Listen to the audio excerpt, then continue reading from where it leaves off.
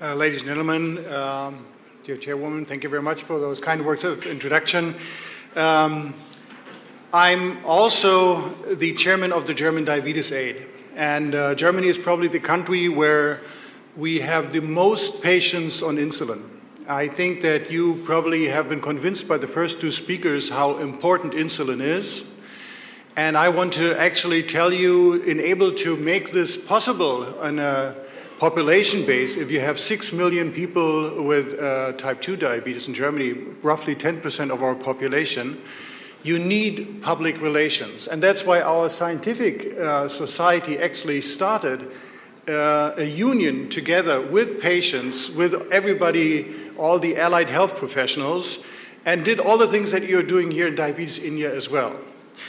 In talking to you, I very often have the feeling in Germany people have everything. That's why most people have glargine there. This is why we have such a high population of insulin-treated patients and how important this is. The previous two speakers have shown you. But you need to do, the keeper of the German national team. You need to do fundraising and always talk to politicians. In extreme cases, we even organize rallies on the street in front of the German Health Ministry if there's a problem of funding of rapid-acting analogs in this case. So it's not so easy, even in Germany, to get the funds, and you are competing with many other peoples for the same funds. I just want to encourage you to work together with your patients, because every patient is a voter, and a voter is what politicians believe in, and in the end of the day, the politicians decide where the money goes. Okay, so the previous speakers have already shown you what I always keep telling to my students, and I think we need to tell it to our patients. Type 2 diabetes is a progressive disease with a need for medication, and once we have medication, we have the side effects of medication, but in the end, we of course want to avoid that the devastating long-term complications are happening. And I think you are now convinced that starting early on insulin is a very, very good idea. Recently, the guidelines have changed. They have shown that combination therapy might be important for patients to achieve their A1C goals. And I think very early on, when you speak for the first time with a patient with type 2 diabetes, you need to tell him, this is the start of a chronic disease. I want you to live a long and joyful life, but this will mean we have to adapt the therapy ongoing during the course of the therapy. And it might be very demanding, but it's a low-hanging fruit. If you treat your disease well, you will be able to live a life without misery. However, after you initiated insulin therapy, we very often face the problem that just with a single insulin injection, we need to move on. And you have several options, particularly if you see that the postprandial glucose excursions are going in the wrong direction. And this can be, of course, adding GLP-1. This is not the subject of this symposium. You can add rapid-acting analogs, for example, glulysin. And yes, you could also look into premixes, and I will speak about all these issues. First of all, of course, you need to make sure that your basal insulin, and as I told you in Germany, this is usually glargine, has to be titrated in a proper way. This is the scheme which is probably used most frequently. And it makes a lot of sense to tell the patients to adapt the dose according to the fasting blood glucose, and many patients are able to do this on their own and maybe with the help of a doctor's assistant. The fasting blood glucose goal should be 100 milligrams per deciliter, and if you don't reach that goal, then simply use that simple scheme of dose adaptation. We have new kids on the block, so maybe very soon we will be able to even use Glargine U300, because that may have less glycemic variability, and the side effect of hypoglycemia, and particularly nighttime hypoglycemia, might be less of a problem. We really look forward to that.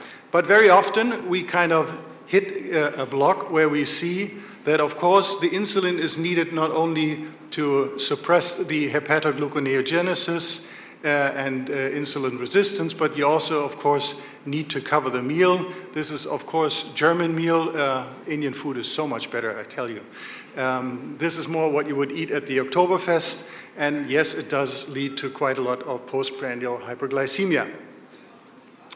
So even with an optimal use of basal insulin, approximately 40% of your people will not be able to meet the A1C goal of below 7.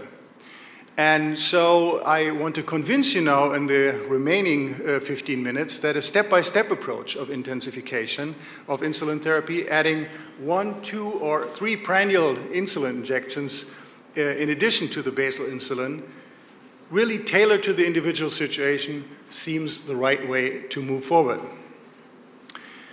And you see, of course, that in these new guidelines, it's part of a very complex scheme of course, other oral drugs, which I'm unable to focus here. But as we see down here, at this point, I think many people believe basal insulin plus mealtime insulin is a good way to go. Of course, you can also add SGLT2 inhibitors, which is really the new kid on the block, which has appeared in the March issue of Diabetes Care. I think this is a very good theme as well. So if we look at looking at pooled data from very big studies, you can see that once we have a problem with the A1C, it's not enough to just look at your basal hyperglycemia. It's not enough just to look at fasting plasma glucose. The problem really is the contribution of postprandial hyperglycemia to the overall hyperglycemia. And so at some time, you also need to control postprandial glucose. How can you do it? This is a busy slide, but basically it tells you that adding a prandial insulin makes a lot of sense to control this postprandial glucose excursion. And now the question which we look into studies now is, should we add 3 prandial injections at the same time? Should we use premixes to make it very easy for the patient? Should we start with the breakfast first? Should we start with the mealtime first? And how should we do this? Now, from the very start, I think it's important to say titration is everything. And titration is something that is very, very complicated for the patient, but you really need to tell him that a constant contact with your diabetes team is important, to look over the results, to really see whether you're really getting most out of the therapy that you have chosen. And you can see in these controlled trials of different trials that you're really able to be very close in most of the patients with your A1C goals, because all of these studies are very close on average to the goal of 7.0 if you, at study endpoint, if you titrate accordingly. So, first study I want to look at is the OPAL study. Here we have glulysin once daily and glargine, and the other strategy started at the main meal.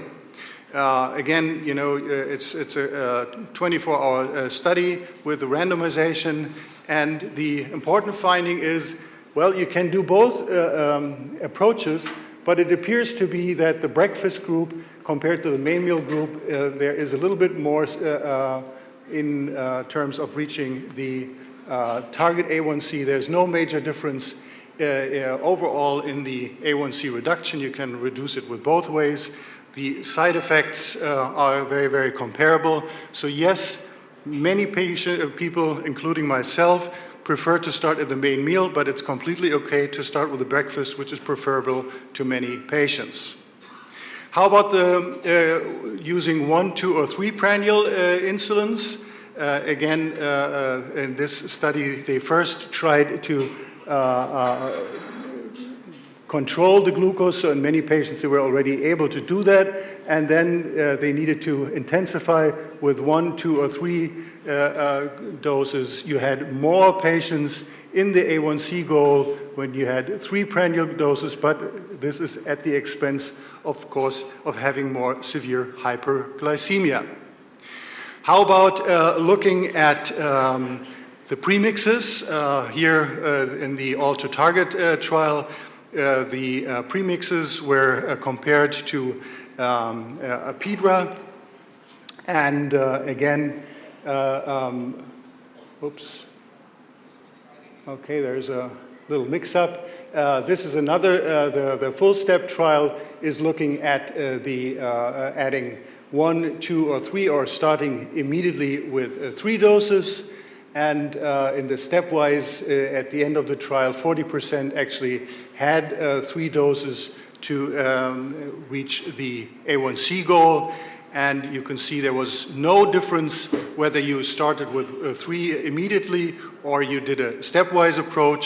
But you could see that over the time course of the trial, initially you had a better A1C effect if you started with all 3 doses, but after 32 weeks there was no significant difference anymore, and there was no difference in the weight gain between the 2 therapies. So that the important lesson to learn here is, if you look at the hypoglycemia rates over the whole time, the stepwise approach, first to start with 1 injection, then maybe add a second, then a third, is much more beneficial regarding your hypoglycemia risk. So also the quality of life of the patients with the diabetes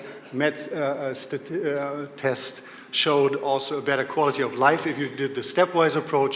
So what I want to tell you here is clearly there is a big advantage to use a stepwise compared to full basal bolus from the very, very beginning.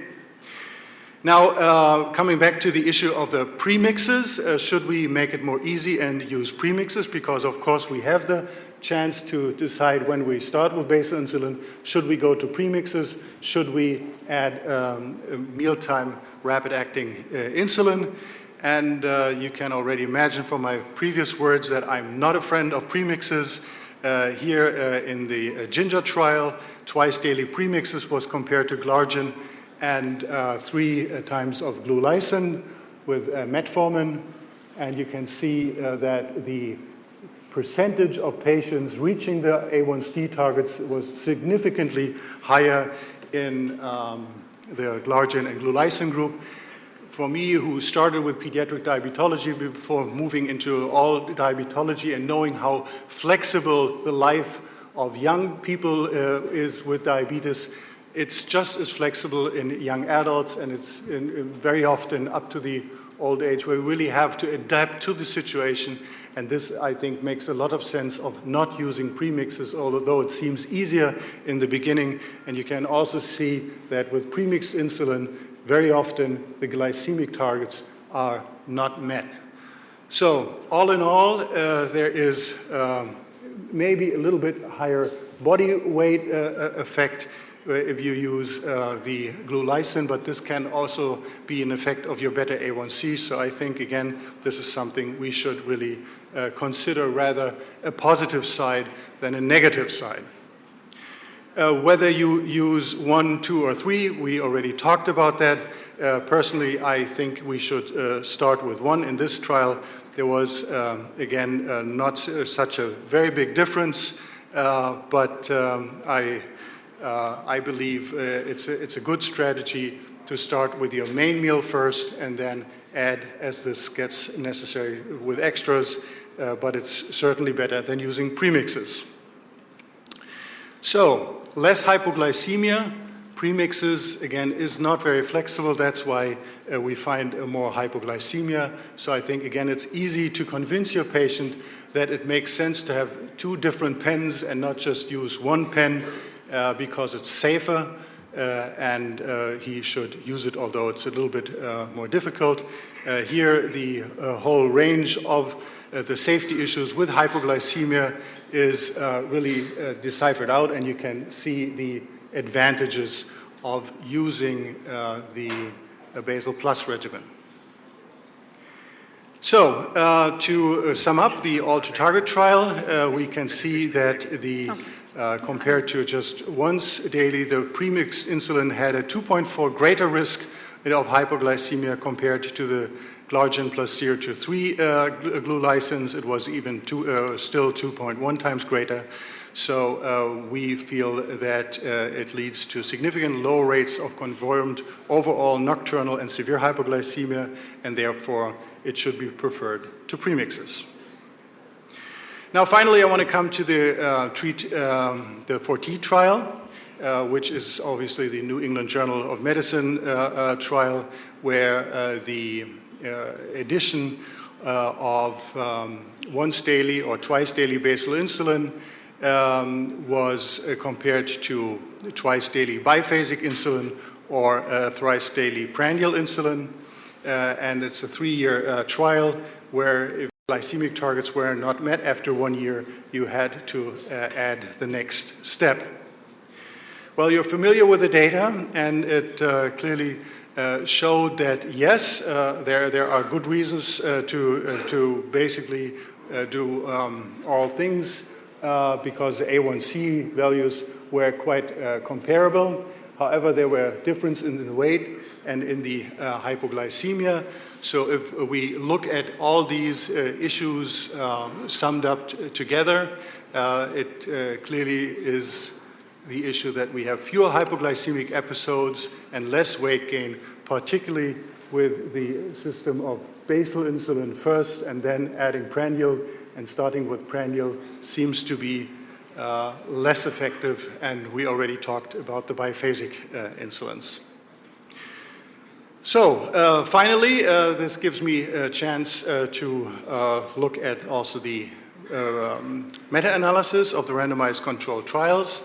If one looks at, again, the number of patients that are achieving the targets, because these targets are important to prevent the cardiovascular negative outcomes, 46% are able to reach on average with the biphasic insulins, 36% with basal insulin only, and if you use a basal bolus, clearly we have the highest number of patients that are able to reach the A1C goal. And in order to start this, clearly stepwise approach of starting with your major meal first and then adding it to further meals appears to be the right way to go. So I hope I have led you through this stepwise approach that I believe is the right one to do. We have discussed already previously that starting a basal insulin very early in the course of the disease is probably a good thing to do, and I hope I have encouraged you to go out lobbying there together with your patients to make this affordable for many patients and have this insulin available, that you will at some stage need to add a prandial insulin for the largest glucose excursion after the main meal. This can be the breakfast or whenever you have your major meal. And then you may have 2 or 3 in addition until you have a full basal bolus concept. Of course, all of this has to be individualized. No patient is the same. And we already talked, the first talk was very nice and insightful about all these factors which will need to adapt your strategy to the individual patient and make it easy for him to find the right type of treatment. But I think if we look at young Carl here, who has a long course of type 2 diabetes in front of him, I think we need to tell him very early on that it really is a progressive disease, but we're able to manage it very well. But we need a lot of effort from him and the whole team to make his life long-standing and very worthwhile. Thank you very much for your attention.